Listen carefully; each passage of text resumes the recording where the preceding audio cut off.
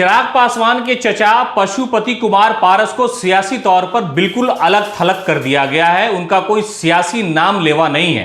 ऐसा हम इसलिए कह रहे हैं क्योंकि एनडीए की बैठक बुलाई गई। मुख्यमंत्री आवास में भारतीय जनता पार्टी, जनता दल यूनाइटेड और जो भी छोटी छोटी पार्टियां हैं, चाहे वो हिंदुस्तानी अवाम मोर्चा हो या उपेंद्र कुशवाहा हो, रामविलास पासवान की पार्टी हो, इन सबको इकट्ठे बुलाया गया और सब लोगों को स्टेज पर जगह दी गई। मुख्यमंत्री नीतीश कुमार के साथ बैठ के सबने अपने अपने विचार रखे और इसे एनडीए कोऑर्डिनेशन कमेटी की मीटिंग का नाम दिया गया।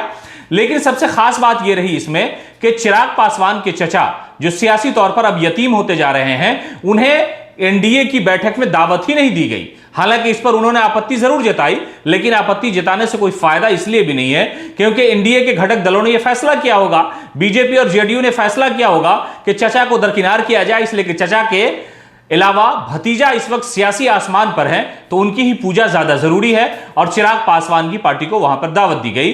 लेकिन पशुपति कुमार पारस, जो कभी मोदी कैबिनेट में मंत्री हुआ करते थे, चिराग पासवान की पूरी पार्टी को तोड़कर पार्टी को ही तोड़ देने का जो श्रेय था वो भारतीय जनता पार्टी अपने सर तो नहीं ले रही थी, लेकिन ये कह रही थी कि पारस ने बहुत अच्छा किया है। लेकिन उस वक्त भारतीय जनता पार्टी के लिए चिराग सबसे बुरे थे तो बीजेपी के लिए पारस सबसे अच्छे थे।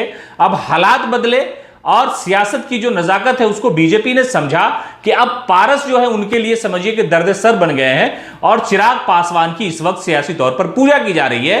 तो चिराग पासवान के कहने पर ही ऐसा हो सकता है कि पारस को उस दावत में बुलाया नहीं गया।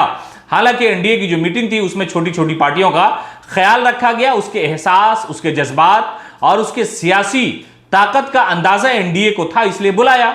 लोगों को पता है कि पारस जो है इस वक्त फूके हुए कारतूस जैसे हैं, इसलिए उन्हें न बुलाया जाए। हालांकि पारस को अलग थलग करने से कितना नुकसान एनडीए को होगा, इस बात का अंदाजा शायद एनडीए को नहीं है। और पारस ये बार बार जो कहते हैं कि मैं एनडीए का हिस्सा हूं, मैं नरेंद्र मोदी के साथ हूं, मैं नीतीश कुमार के साथ हूं, तो शायद इन्हीं सारी कमी और कोताही को भांपते हुए बीजेपी और जेडीयू ने पारस को दरकिनार कर दिया।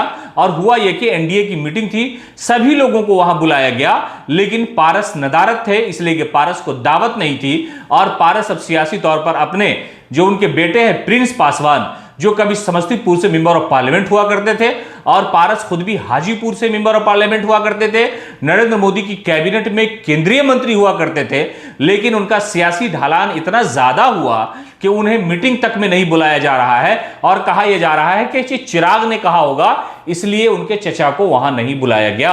और ऐसे हालात में समझिए कि एक नाउमीदी और मायूसी जो है पशुपति कुमार पारस के हिस्से में आई है। पारस एनडीए से अलग नहीं है, लेकिन एनडीए ने उनको अलग थलग कर रखा है कि एनडीए की इतनी बड़ी मीटिंग बुलाई गई है कन्या मार्ग में और वहां पर पारस नदारत थे। तो कहा यह जा रहा है कि पारस के जो दिन थे वो समझिए कि लग चुके हैं और इस वक्त सियासत में चिराग की पूजा हो रही है। पारस को लोग पूछने वाला भी नहीं मिला। पनोरमा ग्रुप, जो सोचता है वो करता है।